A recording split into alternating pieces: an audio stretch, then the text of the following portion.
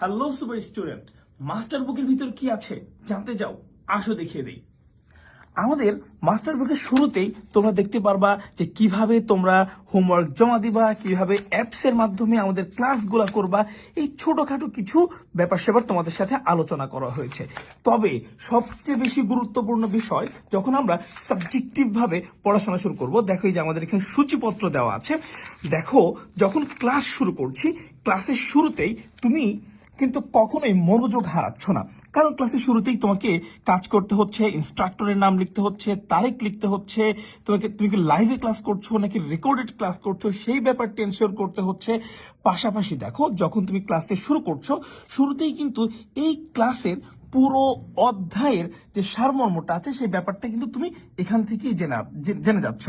সর্বোপরি কোন ব্যাপারগুলো তোমাদের বেশি বেশি মনে রাখা দরকার সেগুলোও কিন্তু আমরা এখানে